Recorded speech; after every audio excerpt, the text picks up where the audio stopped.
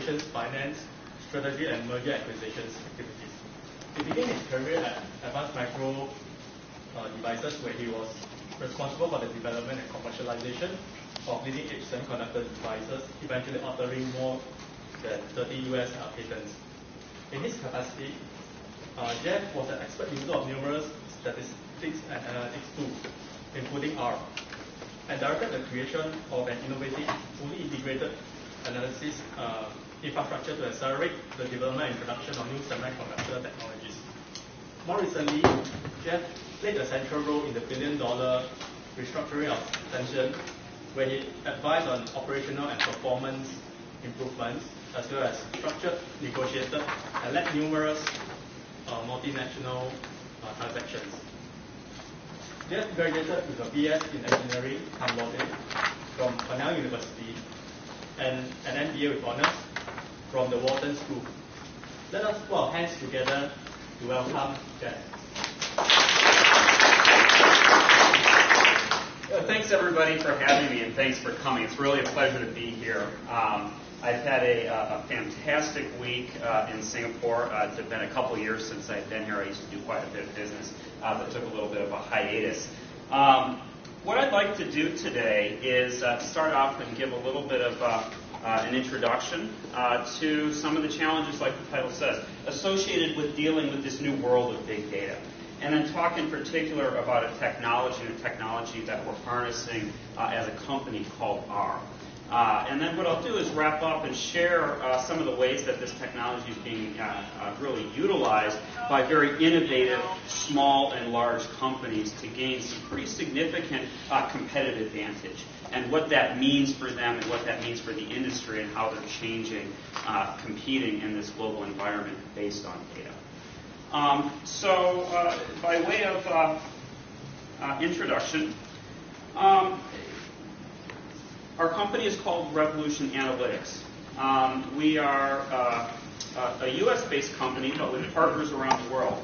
And our partner here in Singapore is led by Lawrence Liu, and it's 1 degree north. So for anybody that has any follow-up questions, discussion, interested in R, the technology of big data, please feel free to contact either myself or Lawrence in particular. So our company, we are the provider of an open source statistical computing language called R. So before I dive in, let me just kind of get a feel for who our audience is. Is there anybody in the room here whose job is business analytics or data analysis? Okay, so that's one. Okay, very good. Is there anybody here who is in IT or managing data centers, things like that? A couple. Okay. Anybody from the financial services industry?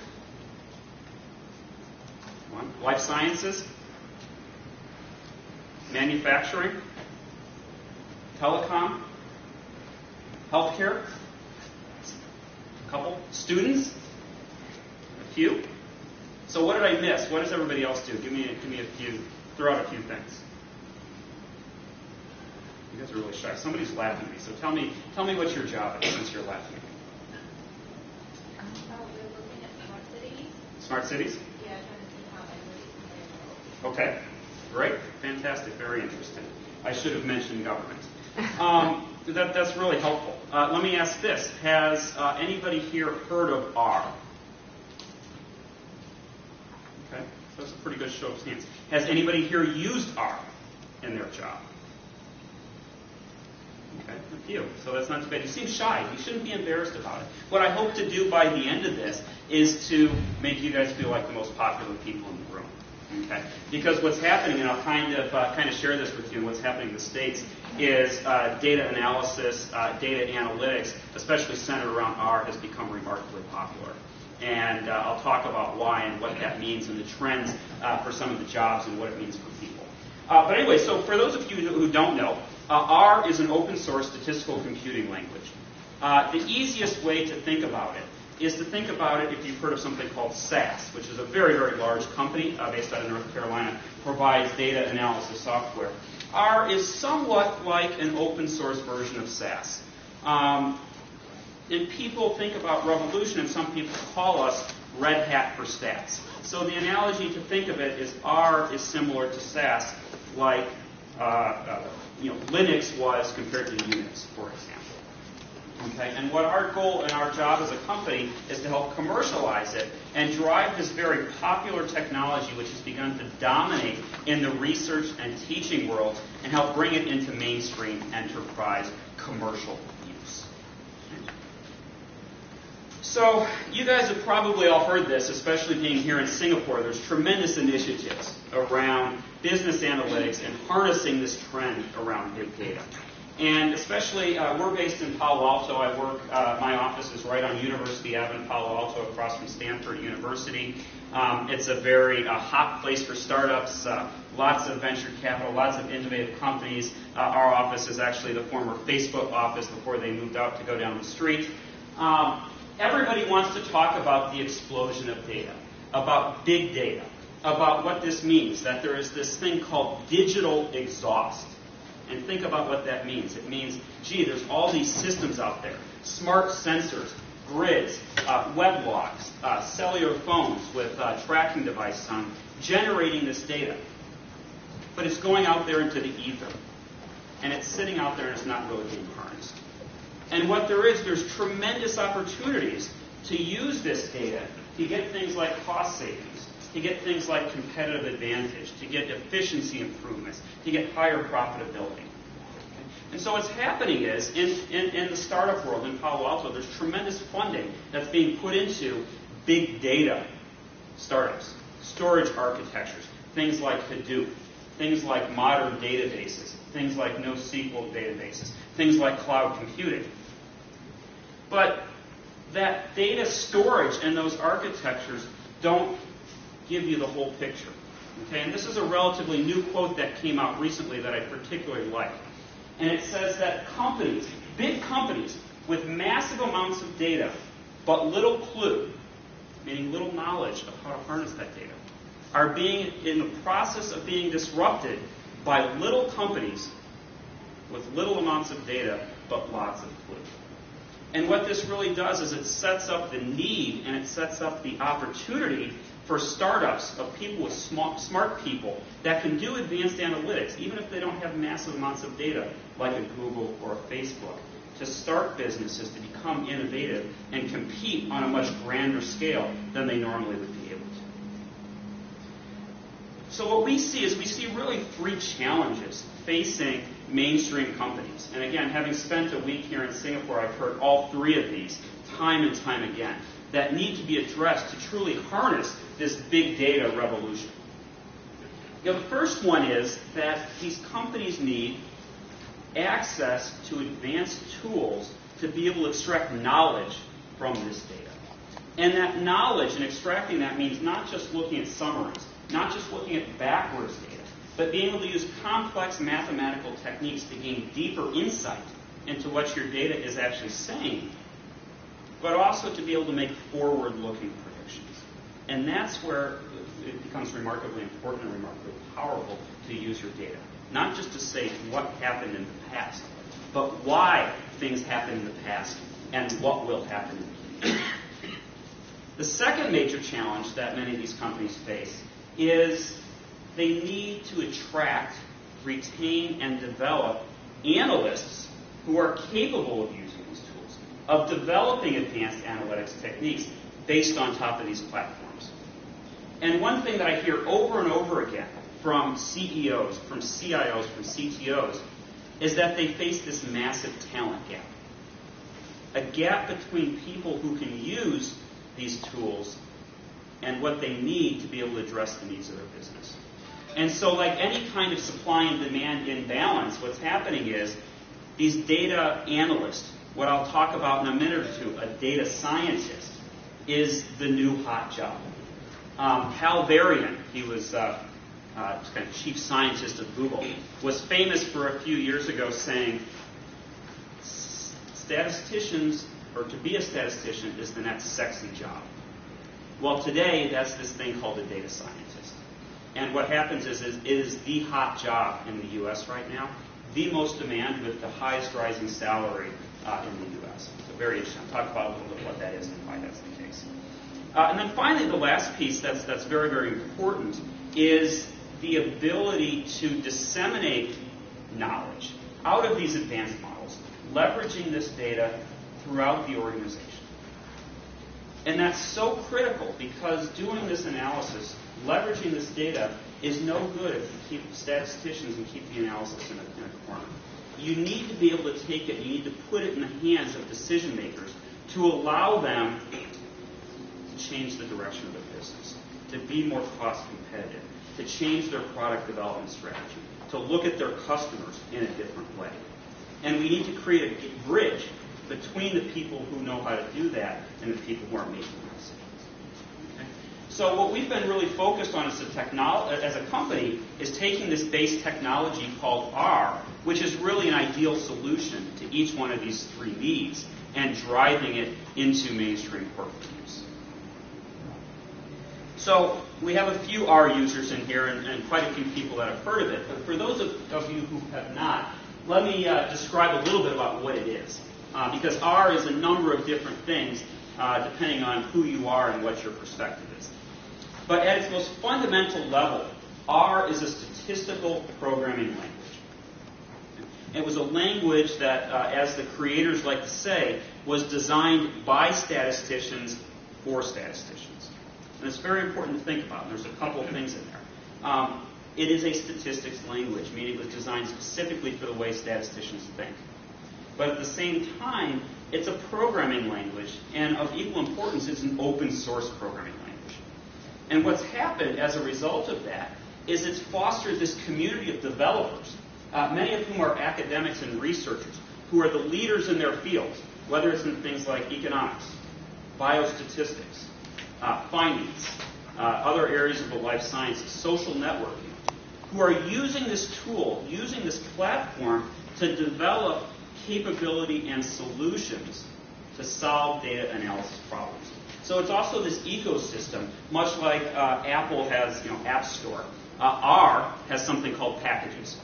Think of them as little applets or applications to solve specific data analysis problems that a researcher, that a company, that an analyst can use, can take, can build upon, and solve his problems.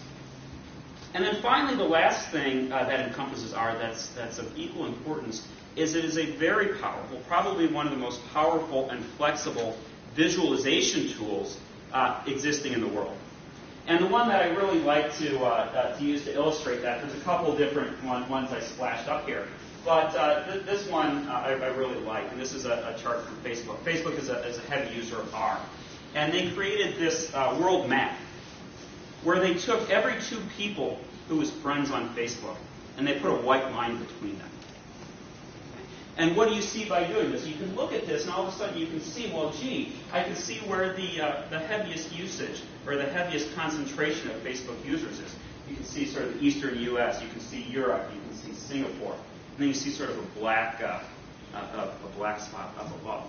And it's a different way, it's a different important paradigm of data analysis is not just to use the math and algorithms, but to enable people to use their eyes and their brains to discern signals.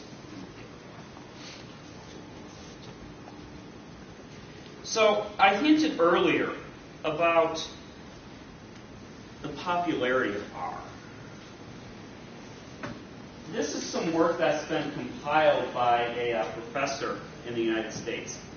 And what the top graph illustrates is he's gone back and he tracks the statistical package that is cited when academics publish a research paper related to statistics. And what you can see by looking at this, over the past 5 years, R has really come to dominate. It's grown wildly, while all of the other tools have shrunk. Well, the impact of this is twofold. First, is it's what the students are being exposed to. It's what these professors are teaching their students in terms of learning statistics. And what that's doing is it's creating a workforce of new analysts coming out of these universities into companies and bringing this thing called R with it. The second impact is equally important. And on the last page, we talked about packages, those applets or applications that are used to solve these problems in bioinformatics and finance, et cetera, et cetera. And what this chart is, this is a trend chart of how many packages have been available out there on the internet for people to use to solve these problems. And when I had done this chart and originally created it a few months ago, the number stood at about 2,500. Today, that number is actually 3,500. It has been and continues to grow exponentially to create functionality and capability that's unmatched in the statistical world. And I particularly like, and I think it's very powerful, to listen to other players, other providers of statistical software, say how important R is. And it's related to this. And what they say is they say R is important. It's an important complement to our software because the newest, most innovative techniques are available there first and faster than we could ever develop.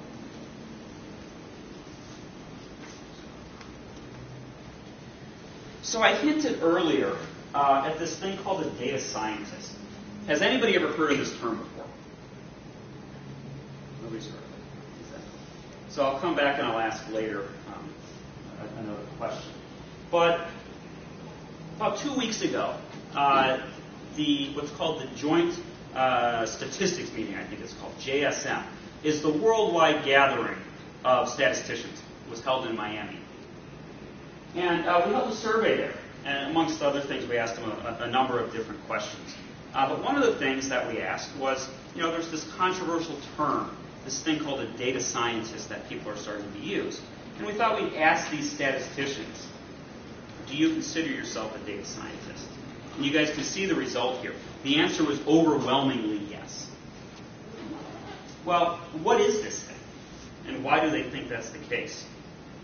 Well, a data scientist is really a combination between a statistician who knows some programming or a programmer who knows some statistics, who deals with data, who obtains it, who cleans it, who restructures it, who explores it, who visualizes, who analyzes, interprets it for their customers. Okay? And this is very important in this new regime of big data where people are no longer working with simple legacy tools on their desktop. Where dealing in a big data regime requires new techniques, new capabilities, new infrastructure that can only be harnessed by being a data scientist, by being able to both know statistics and know programming.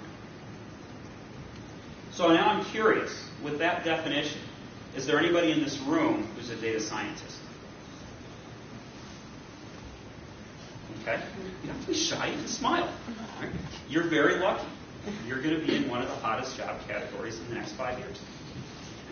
But a big part of, I think, the opportunity associated with big data and the rise of R is R has become the data scientist tool of choice. I'll share at the end of this, I'll share some case studies of how innovative companies in the U.S. are using this tool. But companies like Facebook, companies like LinkedIn, companies like Google, what they're doing is they're setting up these analytics center of excellence. And what they're doing is they're hiring people in with this title, and they're appointing chief data scientists to run these analytics center of excellence to develop and create innovative new methodologies to really change the business world with their data and with these methodologies. Okay. And actually, just last week, I didn't get a chance to roll it in here. There was just a new article, you guys can look it up in Forbes magazine, talking about how, once again, this is the hottest job category with the fastest growing salary out there. So, very exciting. So what do these guys do? And what role do they play in a company? If you look at the way data was traditionally, who's laughing at my pictures? Right? You don't like the IT person? See? IT person in the U.S., right? But there's traditionally been a sort of a gulf between two groups, between the IT organization and between the business organization. And the IT guys on the top, their job is to set up the infrastructure, to store the data, to structure it, et cetera, et cetera. And they know that. That's their life. That's their expertise. And then meanwhile, there's these guys on the bottom, right? These business guys who know some finance or they know some marketing. And they're trying to get information that the guys on the top have stored, and they feel like it's a little bit held hostage. Right? And so there's been a movement for 10 years or so to try to do things like business intelligence, right? And create charts and graphs and things like that, provide data to these guys. But it's given some information, but somewhat limited, because there's still a gulf in between. The people filling that gulf are these data scientists. Okay? Their job is to create a bridge between the guys on the top and the guys on the bottom, is to be able to take and understand and know that data architecture, what is in there, how it can be used, restructure it, do those things we talked about on the last page, create models, create insights, and then be able to deploy them and provide it to guys down on the bottom such that they can make actionable, business-driven decisions. And that's the opportunity for big data plus analytics in companies, is to bring those together to drive these decisions. Is that what you do? Pretty good. Pretty good. So, as a little bit of a side, let's have another debate. There's lots of debates, and there's lots of overused terms. Analytics is one term that I think is overused and we have to define. But another one that's remarkably confusing, it means a lot of different things to a lot of different people, and people use in different contexts, is big data. And so the question is, what is big data? Well, big data could be big files, big structured data. But then the question is it a gigabyte? Is it a terabyte? Is it a petabyte? I don't know. It depends who you are. If you're an analyst working on your desktop or your local machine, a couple gigabytes could be a big data file. But if you're somebody like, I'll show later on a case study, the company called Zynga, I don't know if you guys know Zynga, it's an online gaming provider, actually generates 25 terabytes per day of user data that's generated from people playing their game that they need to figure out how to use. Well, there's another company in the U.S. Called Comscore, right, that tracks web stream and click data. They generate on the order of a petabyte per day. Okay? So there, think about that. It really makes your eyebrows go up. Think about dealing with and analyzing all that kind of data. However, there's a different camp of people who say really big data is about unstructured data. It's about dealing with things like web logs, or text, or voice, or video. And that's got a really different set of challenges for analyzing and understanding what's there.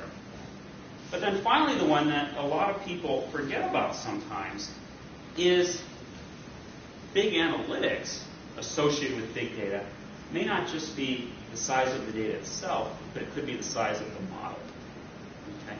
And this means things like computationally intensive analyses, things like doing genomics research.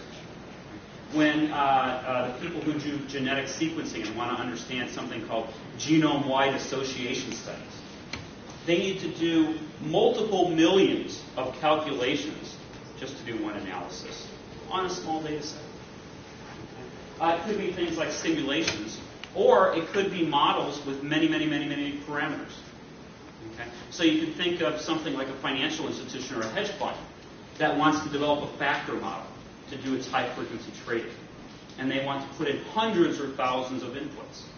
Okay? That's a big model.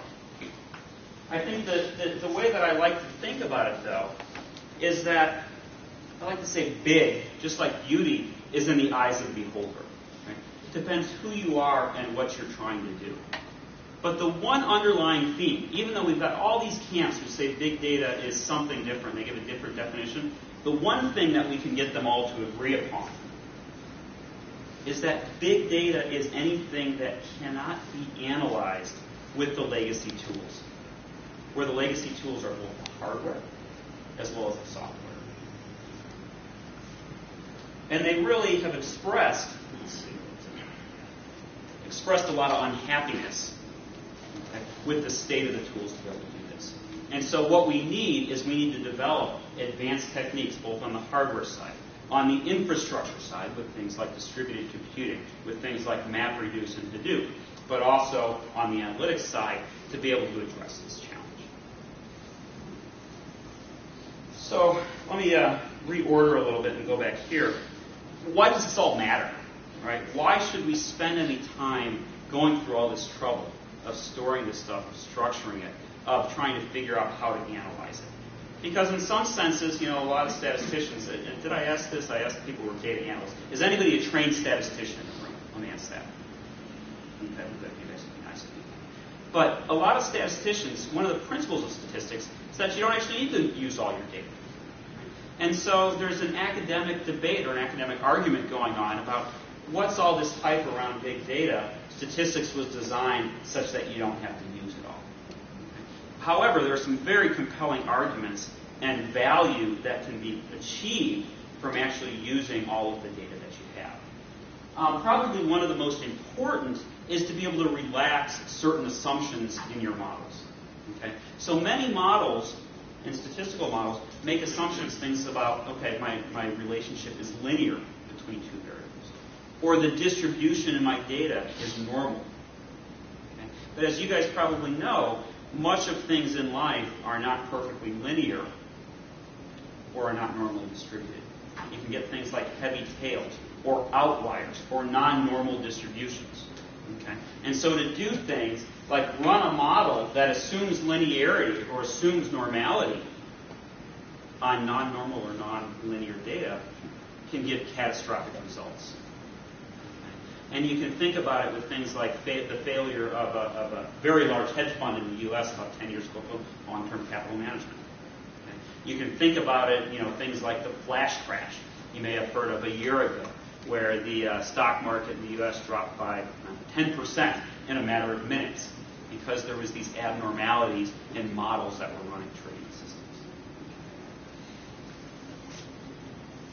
The second one, though, that's very important is the ability to identify rare events or low incidence populations. So what's a rare event? Right? Think about being an insurance company. Okay? And trying to have to model or think about the probability of having an earthquake plus a tsunami plus a nuclear meltdown in Japan. It's a pretty rare event. But if you look at over history, things like that do happen over time. If you collect all of the events that have ever happened, there are these catastrophic outliers that are many, many, many, many standard deviations from normal, from the average. If you simply take the average of the distribution, you miss out on those things. Same thing with low incidence populations, healthcare field, illnesses. Things like in healthcare, a very small number, very few people within the population actually consume most of the healthcare dollars in most nations worldwide. Okay? So the ability to not aggregate them together, but to actually study these micro-populations or these very rare sets of people and be able to target and provide treatment and proactive treatment to them by pulling them out and giving them special care has the potential to dramatically reduce healthcare. And then finally, it's really about understanding and studying what I call the microstructure of data. Think of being is there anybody who's a marketing field in here? Anybody studying their customers? Not really? Well, one of the things that's important is that all customers don't behave the same. So again, by analyzing and using large data sets, you can understand what are the microgroups within here to be able to do things like target ad campaigns at small groups of people specifically for their interests. Okay? And what it all really boils down to is to generate better predictions. Okay? And of equal importance, for those predictions, be able to gain deeper insight into the results that you achieve with these models. So how do we put this into practice? Historically, there's really been two big problems with analyzing this big data. The first one is capacity, and the second one is speed. And so what do those two mean? By capacity, we mean traditionally, in order to analyze your data, you had to be able to fit all of it into your system memory, into RAM on your computer. And that was a big deal. Yes, hardware costs are coming down, memory costs are coming down, but it's still very expensive. And it's still more expensive than hardware than disk. But even if you can fit it all into memory, there's still limits on what can be done. So if you build a very, very big server and put terabytes and terabytes of memory, if the technology cannot do the calculations in parallel, take advantage of modern computing architectures, it becomes so slow that your analysis becomes useless. Okay? So what we've had to do with R is to tackle both of these challenges, to implement technologies to remove both the capacity barrier and implement things like external memory algorithms, i.e. where part of the data can be stored on disk and part of it can be analyzed in your system memory. But then also to do parallelization, okay? And do things like multi-threading, distributed computing, multi-core, leveraging things like Hadoop and MapReduce to take advantage of these modern computing architectures. So just to explain a little bit what this is, the basic idea behind